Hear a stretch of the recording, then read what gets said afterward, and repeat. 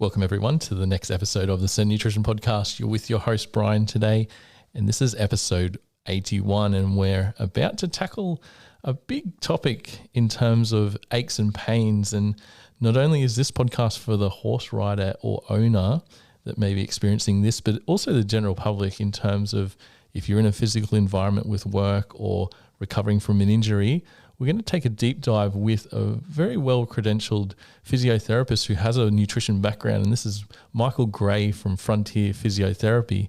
But before we introduce Michael, I'll introduce you to our co-host. It's not Peter, it's Leisa today from the CEN team, and she'll give a nice contrast to Michael and I's deeper voice and also relate the information back as a horse rider herself. How are you, Leisa? I'm well, thank you. I'm really excited about this podcast. I think everyone's going to really get a lot from it today. And before we introduce Michael, we'll firstly like to touch on how Michael is linked with CEN Nutrition, and it has come about from his partner Bella, who is a long-term client of ours who's had amazing results with her horse products. And having the CEN collagen peptides released for our human range at the start of this year, Michael came on board to test it out and has had really good results and been recommending to his clients as well, just to assist from the inside the rehabilitation of injuries, in particular tendon injuries from his practice in Manly West in Queensland. And we are very grateful for your time today, Michael. How are you? I'm very well, thank you. Thank you for having me. Yeah, and welcome to CEN HQ this morning on this kind of dreary day. So this podcast will focus on how we can improve our bodies structurally from a physiotherapy standpoint, and with Michael's input into the exercise and the nutrition involved in to building our bodies to be in their strongest state, not only as a horse rider, but in life as in general. So let's start off with, Michael, what's a bit about your background as a physiotherapist? Yes, so I've been a physiotherapist for 6 years now. So I did my undergrad at ACU and then a master's degree at UQ. I've owned my own practice for just over a year now. So it's Frontier Physiotherapy and I'm at Manly West. But yeah, so it's been a good challenge to start running your own business and all of that. But I would see mainly musculoskeletal people at the moment. So like your typical like muscle strains, ligament sprains, those kind of things. Anything kind of your normal injury related and all of that thing. I'm also a qualified nutritionist, so I've got a big interest in incorporating the nutrition side of things into my physiotherapy practice. And that's my physiotherapy experience. That's fantastic. So I didn't actually know that you had the nutritionist background as well too. So I've just gotten even more interested and excited. So those go very much so hand in hand. What kind of directed you to get into that industry and to put the two of them together? Right, so I've always been very interested in the health and fitness side of things. So I was like reasonably sporty growing up and played a lot of sport. Was at the physio a fair bit, which probably got me interested in it. But yeah, doing a fair bit of bodybuilding myself, I'm very interested in the nutrition kind of from that aspect. And practicing physiotherapy, it was probably like my second year of uni that I thought, like everything we're doing is really good, but there's a lot that's missing. And so like it's very kind of one-dimensional. It's very much just the physical side of things. And there's so much more you can do for people that's really easy and just like a little add-on, which can make some really significant differences. And that's the diet. So obviously when people talk about health, kind of the big two that come up all the time are diet and exercise. Mm-hmm. So if you're doing just exercise, you're only really getting half the picture. And it just goes hand in hand really well. Like you're treating people for an injury, you're helping them through your rehab, and you just talk to them about nutrition or the nutrition side of things as you go. And it can make a really significant impact in a lot of people's recovery. That makes sense. So if you're doing your physiotherapy, you're wanting to support that in the best possible way, doing that with nutrition. Absolutely. But also I would assume in that there would be some what not to do. So you're bringing components in with nutrition and then looking at what potentially needs to be moved out to be able to increase optimal performance. Yeah, and so there's obviously a scale, like you've got the poor nutrition and then you've got excellent nutrition, and then most people are kind of somewhere in the middle there. Mm-hmm. And so you can give them a few tips, like you can say if you cut out X, Y, Z, you might find your recovery is a bit improved. improved, your performance is a bit better, blah, blah, blah. And then on the other scale, you have the athletes who are probably doing a pretty good job already. But if you just say, a little bit more magnesium, a little bit more, blah, blah, blah, whatever it is, you might notice a small increase in performance. And I would very much so assume that having a first-hand application yourself, so you've competed in bodybuilding. So you're not just talking from a place of you have consumed literature from a textbook. You have experienced this firsthand and put the actions into play as well too. So that, I think, for our viewers to have that understanding of we're not just talking about a theory application, but we've had a lifestyle and a real application as well too.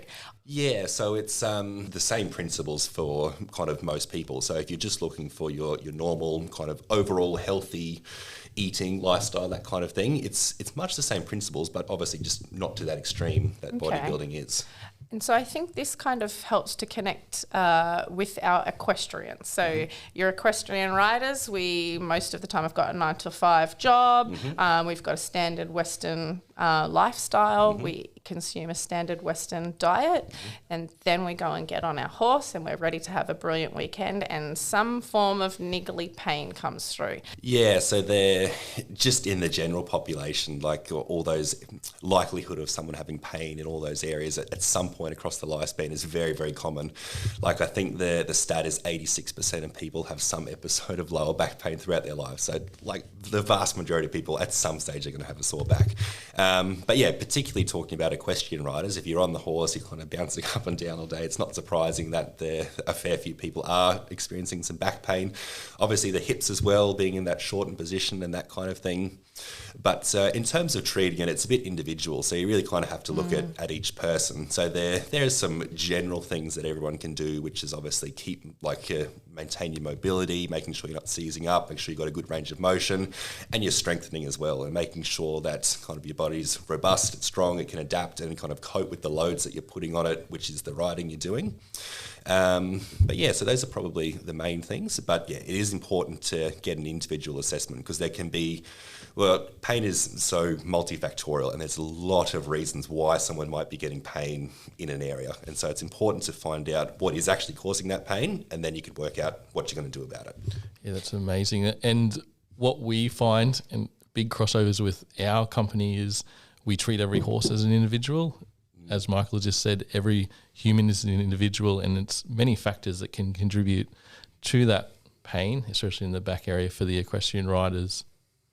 So with bringing in that individual consultation, the reason that I completely agree with that is when we are operating, I have a completely different body to you, for example. If you actually saw Michael and myself, his thigh is probably about the same size as my waist. So for me to think that my body's going to compensate or behave in any way in a similar manner that what Michael would do, and try to treat that accordingly, I would probably look at doing myself more damage, because I would be missing where my personal weakness is, what my body has decided to compensate.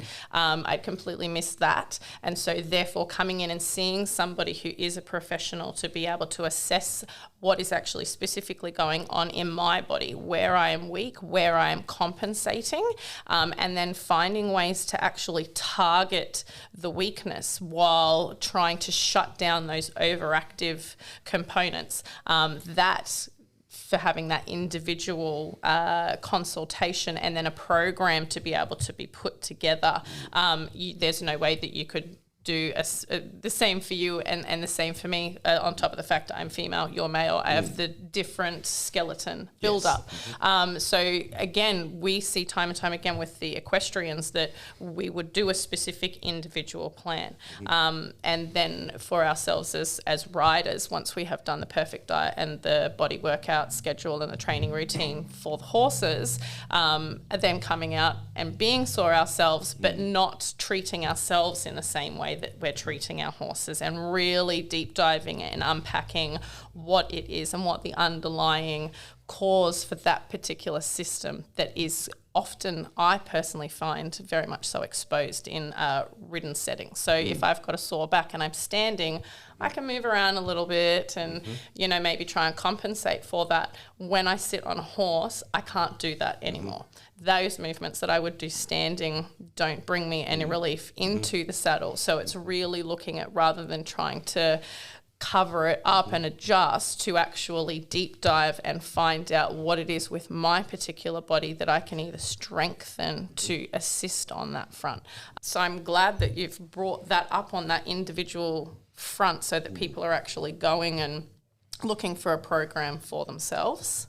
And furthermore to what Leisa has said, Michael, is there any general tips you could give our riders to help that riding posture, like just in general on a daily thing to think about?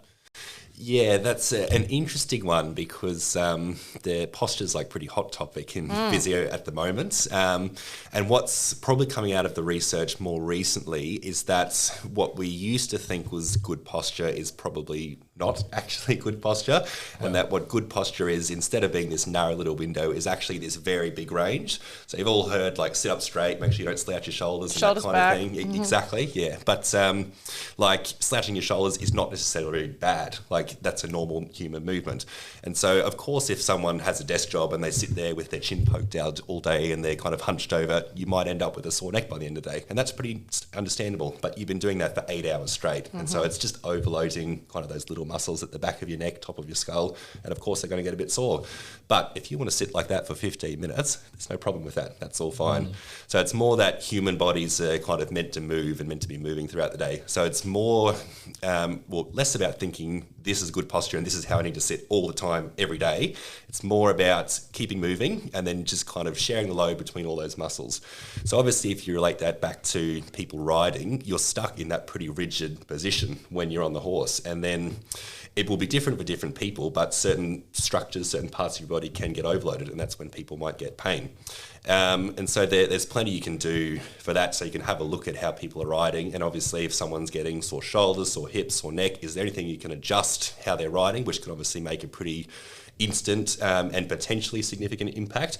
If not, maybe it's a loading thing. Maybe it's just that whatever they're doing, some structure's not coping with the load they're doing. And if so, how do we strengthen those things? What sort of program can we get someone doing to improve the capacity of those tissues to cope with the load that they're doing, and then see what effect that has?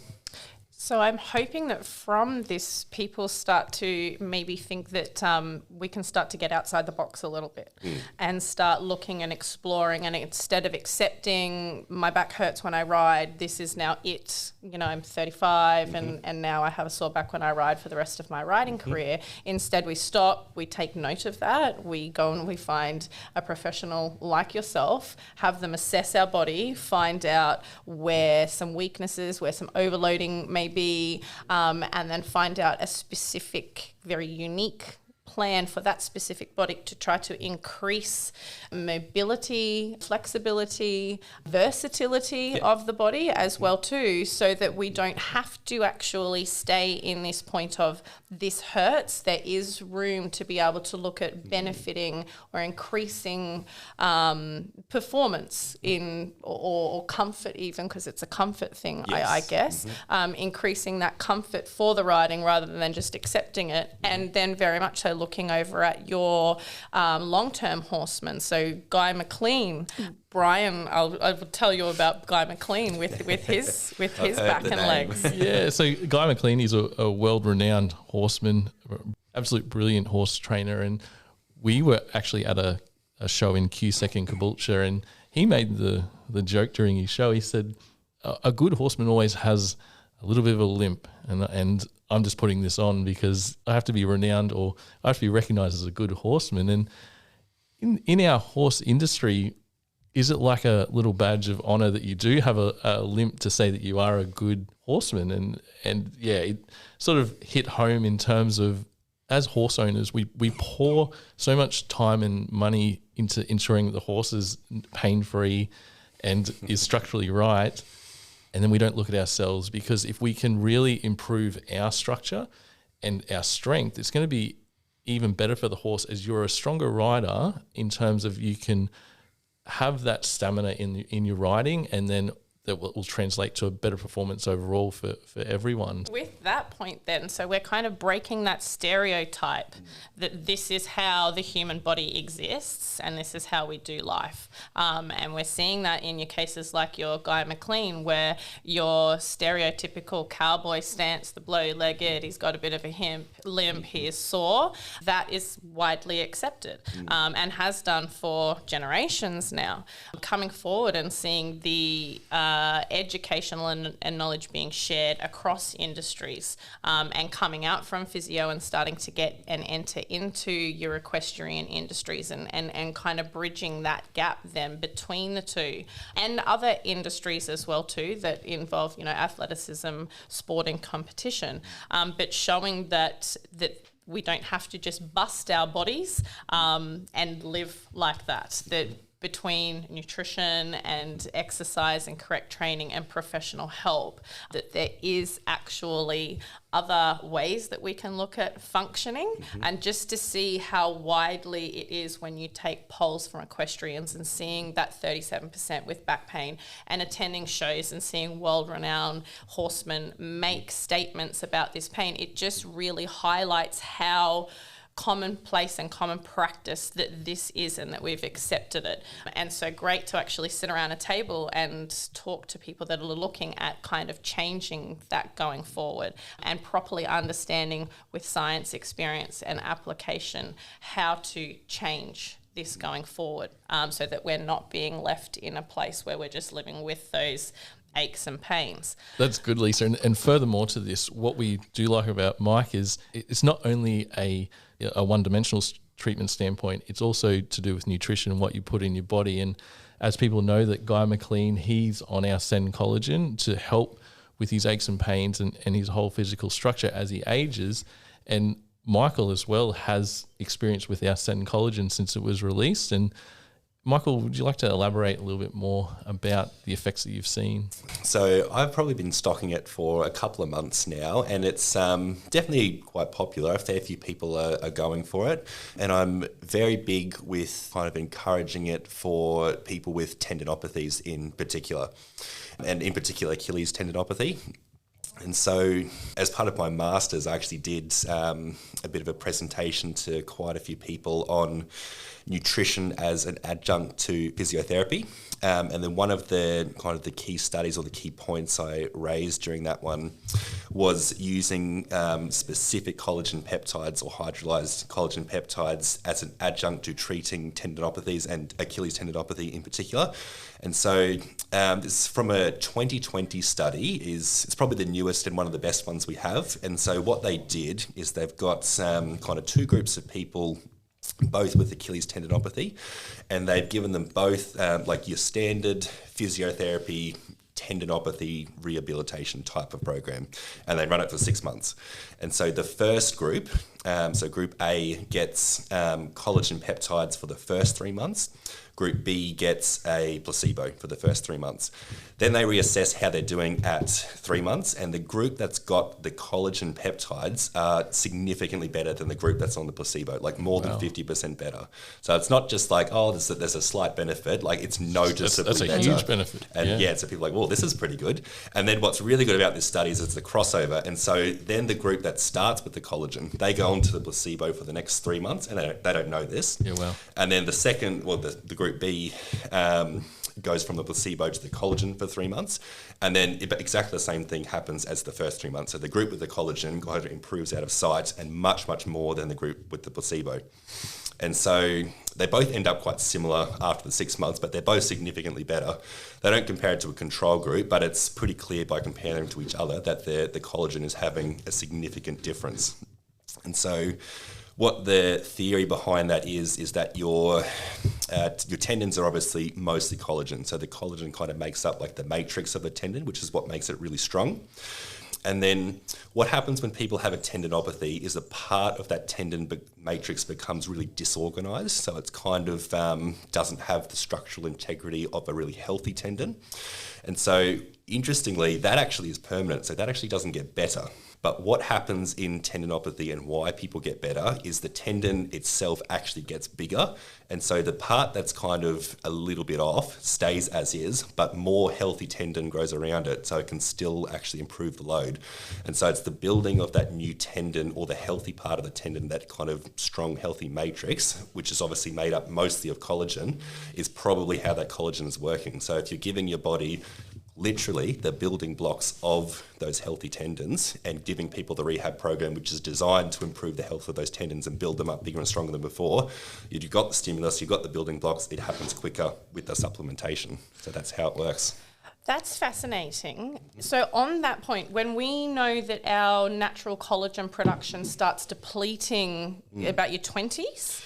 Yeah, from about somewhere between like 18 and 21, it starts to decline about 1% a year. Yeah. Okay. And that's what I understand. That's the start of our aging process in terms of... Essentially. Yeah. Correct. Yes. So if we had somebody who had done an injury and they have damaged those fibrous tissues, and they are depleted in collagen and not consuming collagen and are getting older, how does that pan out? Just for my own personal interest. Supporting the collagen structure. It's the same as most injuries, obviously. If you're 18 years old and you sprain your ankle, it's probably going to get better pretty quickly. If you're 80 years old and you sprain your ankle, it's probably going to take about twice as long. Similar kind of thing. And so the rate at which you synthesize collagen obviously slows down as you age. And then if that's the limiting factor, the recovery is going to be slower. Okay, so slower recovery and potentially not as quality recovery either as well too. Yes. Okay. Yeah, so take longer to achieve the same effect. That's amazing. Now, I remember you telling me a really interesting little fact about our Achilles in the amount of pressure that they actually take for a jump. That blew me away. Yeah, so your Achilles tendon is pretty big and strong. If you've ever seen one, it's quite thick. It looks like a piece of steel cord. It's pretty solid. And so for well-trained people that are doing like running and jumping sports, there can be up to like 3.5 tons of force going through your Achilles. So literally if you put a spring or a hook on the end of your Achilles, it could hold 3.5 tons before it breaks. So it is very, very strong. That is intense. The human body is amazing. Yes. That is absolutely amazing. So it makes sense then if you've got quite a small little component in your body and it is responsible for doing so much and it can take on so much. And then if we've damaged it or we aren't feeding it correctly and we're overusing it, overexerting it, and then we wonder why we get to the weekend and we want to go and have some fun and the body's like, I'm not down for this. Yes. Okay, this is fascinating. So it's showing ways then that we can look at both nutritionally but also through exercise mobility that we can actually support the body and try to prolong the breakdown and support health and well-being for a longer period of time as well too. Yes. Yeah, and furthermore to that, Leisa, with our introduction of the CEN collagen peptides and what Peter and I have touched on previous podcasts, typical Western diet or the typical diets today, we're not eating nose to tail. So we do lack collagen in the diet, and we're trying to provide a really high quality source, a good value source as well, that can be easily accessible, easily digestible. And it's nice to see professionals like Michael introducing it into their recommended treatments for certain injuries that have come about for that rehabilitation. So I would assume you would have a lot more success in offering that to a client if you were suggesting that, hey, you've got this injury, you actually do need to supplement with some collagen or consume some collagen.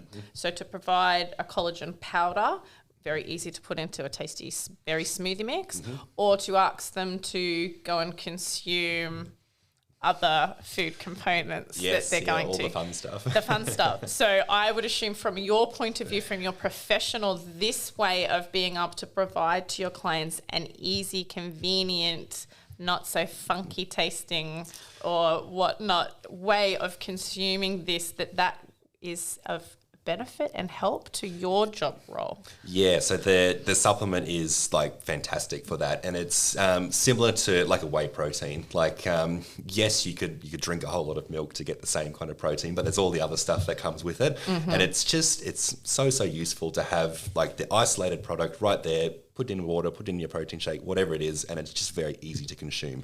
And it's probably a lot more cost effective than trying to eat that much collagen of hooves or bone broth or whatever it is you want the to. time to prepare and everything. Exactly, yeah. So it's a very easy way of sending home some of the homework with the patient, knowing that your rehabilitation program isn't being undermined by lacking in some way, shape or form. Yeah, and that's how I put it to them. I say, look, there's a really good study that says when people have this, they get better about 50% faster. And a lot of people go, oh, fantastic, I'll take one, please. And you go, here you go. And then some people go, it's not that big a deal for me. I'm just happy just to kind of go through the program as is. And you go, that's fine. It's fine. And you're just giving people all the information. Absolutely. So it's good you've got more tools in the box to be able to share with those that are receiving. Yeah, and I think that's a really good thing. Like, it's just an added service you can offer to people. So they come to see you and you've got some kind of this extra knowledge and extra things that can help people get better a little bit quicker. Then most people are quite happy to go for it. Absolutely. And then I think as well too, in that way, further benefiting for your client as well, that if they're going home and they're beginning a rehabilitation program, the beginning's the hard bit. That's the favourite time to fall off that bandwagon. So if we're able to promote and make it as easy as possible for them, so that they're being supported in those hard stages so that they can get past that first hurdle, and then they're able to a little bit easier home and hosed and really start to get towards that finish goal. Okay. Helpful as well, because you're giving people something physical to take home. It's like when you go to the doctor and they give you tablets. Like, most people take the tablets because it's a physical thing. They take it, they think, yes, this is working. It's a little bit different with the exercise prescription, because a lot of people have this notation that the exercise, like, oh, they're just telling me to exercise for the sake of it. But really it is like some specific exercise prescription that hopefully is really going to help this person. But because it's not something they can take, and there's that kind of already that belief there, it can be hard to get some people compliant with it. So if you give them something physical to take as well, often can really boost compliance, which is... So it brings that commitment into the whole program once they walk away and they go home, and you're no longer there to hold them accountable, responsible and hold their hand. It's a little bit more on them. Okay, that makes absolute sense. And I personally find that myself as well too, that it becomes part of that program. You get up in the morning, you take your shake or you take your collagen. So step one, you've already decided to put yourself into that mindset that you're putting your health first. You're going to be working on your body. At some point in the day, I am going to be doing exercising. So it's a great baby stepping them into it, and conditioning from a mental aspect as well too, to be able to get that end result.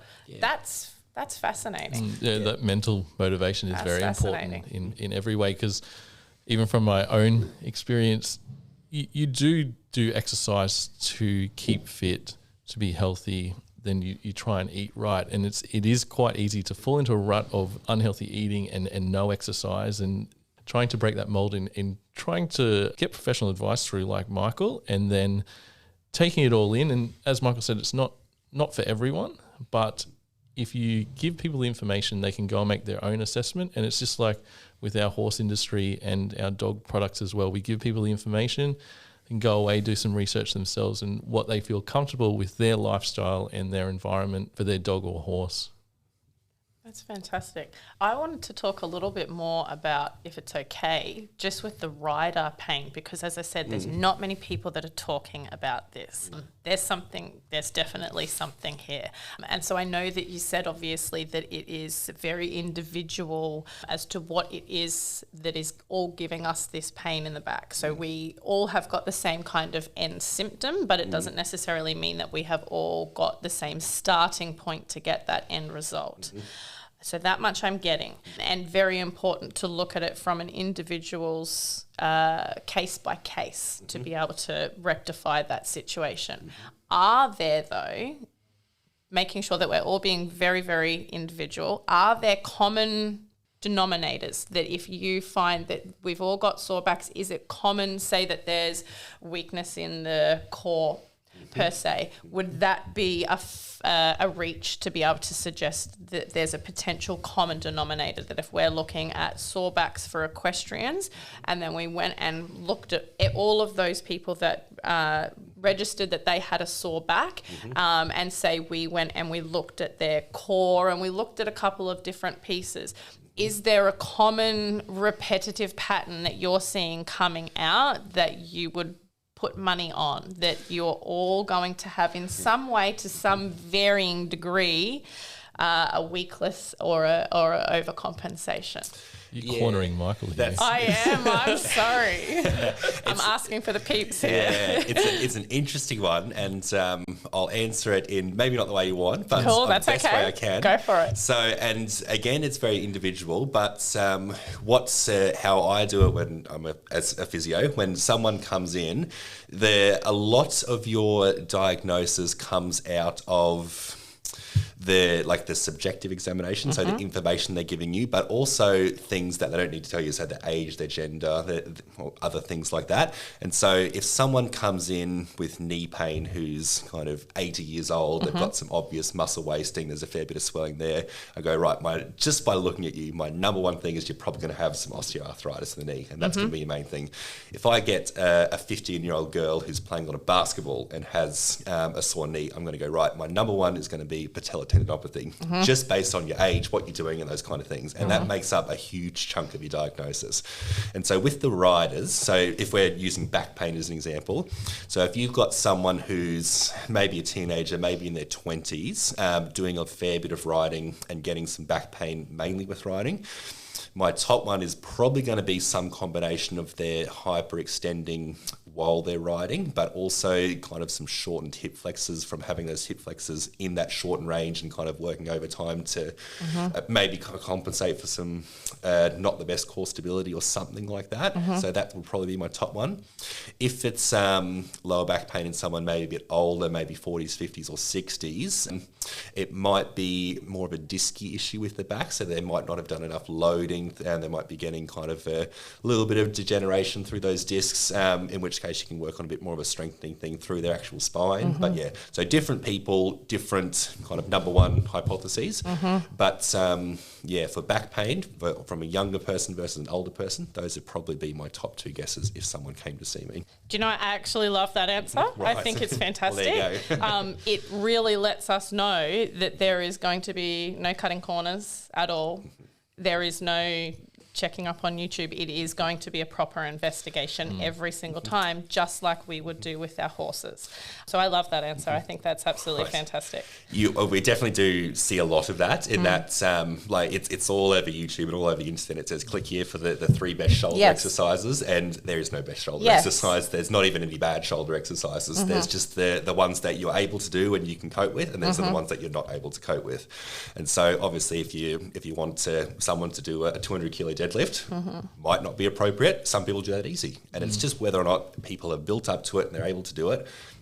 That's all it is. So really the take-home message is listen to what that body is telling you, take it as a red flag, maybe a little white flag, putting up cry for help, and to go and actually investigate. That's really the take-home message here. Yeah, and I think even Michael and Peter and I were talking before about conditioning the body in a slower state. So don't going too hard, too fast in any exercise program that you do.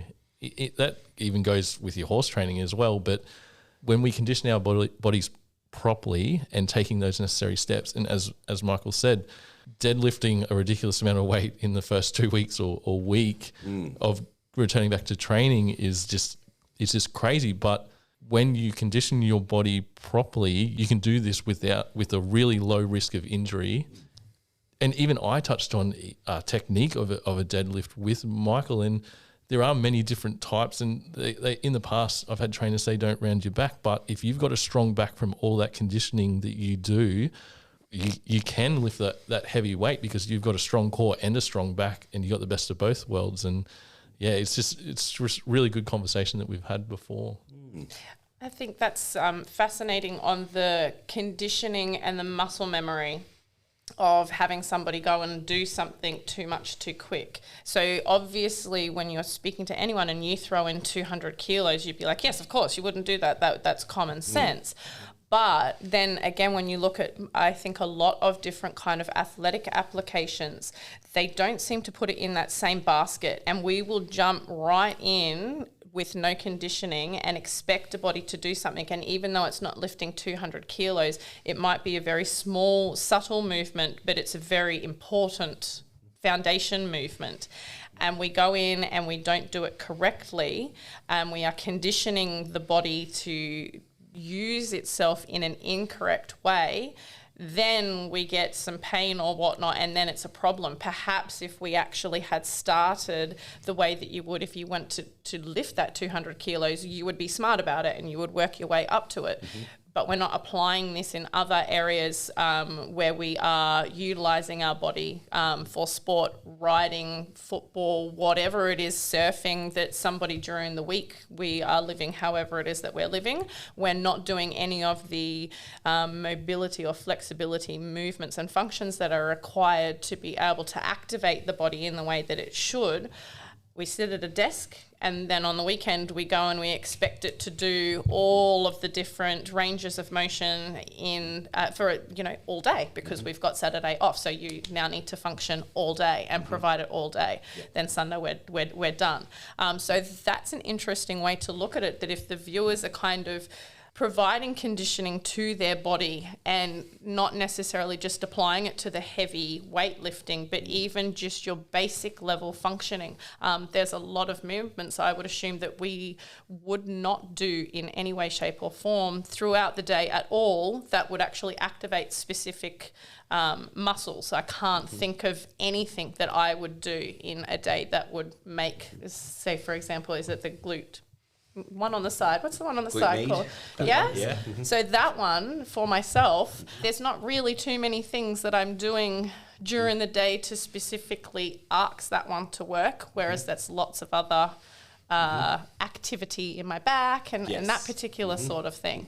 So if people are approaching conditioning their bodies just even for the passion, the hobby side of things. So not even going and taking this and putting it on an elite level and they're becoming, bodybuilders or riding at an Olympic level, but just your day-to-day enthusiasts and hobbygoers, that being a little bit more aware of your lifestyle and daily habits during the week, and then seeing the result that you're getting when it's time to play, and looking at what gaps are in there between the two, and that's when potentially your physiotherapy comes in, your collagen supplement comes in, and bringing it all together so that there isn't such a huge big gap between the work human and the play human and what we're expecting of our bodies and what it can bring to the table. Yes, that's very, very important. And so at least the majority of injuries I would see, and probably up around 75-80% of them, the main cause you would put down to people not having that graded exposure. And so it doesn't have to be someone trying to lift something super heavy all at once. It can be could it be a horse feed bag, a 20 kg? Exactly. It could be an old lady that's taken up sewing and is sitting in the same position all day, now has a sore neck. And so it can be something really low level for most people, or it can be something really high level. But yeah, it's just that graded exposure. And it's if it's someone lifting, say someone gets a big delivery of horse feed and they kind of shuffle them all out of the truck, 20 bags at once or something like that. Then the next day they go, oh geez, my back really hurt. When was the last time you did that amount of lifting, or what have you done to prepare yourself for that kind of thing? And the answer is probably not much if they've been working all week. Yes. So it's just too much too soon or all at once. Yes. And I think we often equate that to post-injury, being particularly out of shape, maybe overweight, etc. But this can be basically everybody that you look at and you would say, yeah, you look pretty fit and healthy, but reality, when you actually pulled it apart and asked them to maybe go and sprint 200 metres and they haven't done that for 15 years or something like that, you're going to hear something about that sprint that it's not going to work the way that it will. It's on every level, and it's just whatever. Obviously, a lot of people have vastly different levels of function, and then it's just whatever is their current level of function, I guess. Fantastic. And that might tie us into our collagen, which also actually has a good quality vitamin C in it, because that's involved in the synthesis of collagen in the body as well. And we went that sodium ascorbate way because it's easier digested and more neutral pH. But yeah, speaking of the injury front, Michael, you've been taking the CEN collagen as well, and you might be able to elaborate on your experience. Yes. So I was, I'm normally pretty good at taking my own advice, but not always. We're only human. Yes. And so I got a little too over ambitious with the leg press. There was someone at the gym that was a little bit above me, and I thought I've got to be the biggest. I can't let him beat me. Yeah. And so I probably went up a little bit too quickly. And so I was getting up to some reasonably heavy weights, and then obviously started to get. How high? I was up to like 650 kilos. So there's a bit on there. You're leg pressing a horse. Well, I guess so. The weight of a horse. Yeah. But yeah, so some reasonably heavy weights, and started to get a little bit sore in the quad tendons on kind of both knees. And so definitely was a bit of a quad tendinopathy, and ideally did not want to stop training. And so started with the collagen peptides. And it definitely helped. And so I didn't have to stop any training. I probably still had pain for maybe another 4 to 6 weeks, but it wasn't getting any worse. And then it's kind of slowly improved over, I say, the last 4 or 6 weeks. So it's probably a 3-month process, but definitely a noticeable difference in just tipping that balance of like that tendon disrepair to repair. And it might not have been all that much, but maybe that 5 or 10% is all it needs for me to be able to keep training without having to have that rest or deloading or whatever it is. So keep doing what you want to be doing, and then just, resolves itself. Yeah, so you are supporting your body from the outside and also the inside. Yes. Like with the collagen peptides. And that's our role in the industry, not only in the horse industry and the dog industry, but the human industry, is to provide those quality products for people recovering from the injury especially. And as Michael says, the building blocks of the tendons is one particular part that it can be used for. And yeah, Michael's had a pretty good experience there. If he wasn't taking the collagen peptides, maybe he would have had a slower recovery. Yeah, I think almost certainly would have had to deload a little bit, but this was kind of, I thought, please don't let me have to stop training, and it definitely did work very well. Yeah, that's fantastic feedback. And I think that's a big point when you're not having a complete down and out, because that's the worst if you're training for something and you hit that point where you're going really well, you wanted to push it a little bit more, pushed it too much, and then to have to be down and out, that's never a good thing. Hard pill to swallow. Yeah, so to not go down and out and to be able to maybe decrease but continue going, that's beneficial for the training regime. Yeah, and especially with tendons. Tendons really hate extended rest. And so you really need to be loading your tendons almost every day for them to be healthy and stay the way you want them to be. Obviously, if they're a little bit sore and a little bit flared up and kind of you're progressing towards that tendinopathy on that continuum, you do need to have some relative rest. And so that's very different for different people. For like your elite marathon runners, that might be dropping to like 20K runs instead of 40K runs. Rest. Yeah, exactly. Yes. But for some people, that might mean a day or two of absolute rest if they're very, very flared up. Okay. Yeah. Fantastic. Yeah, and from a personal standpoint, I had a rotator cuff injury a few years back, and like going back to what we touched on, falling into a rut exercise-wise, so I fully rested it, but then you start looking at your nutrition and not supporting your body in the right sense back then. The recovery took a lot longer, and now older and wiser, I know strategies, and obviously seeing professional help like Michael as a physio, you can get that structured exercise program to get you back, and then also supporting those inner structures of the tendons and that area with the CEN collagen. So it's been a great chat this morning, Michael, and we're really, really fascinated with the insight that you've given us. Is there anything more, Lisa? I'm good.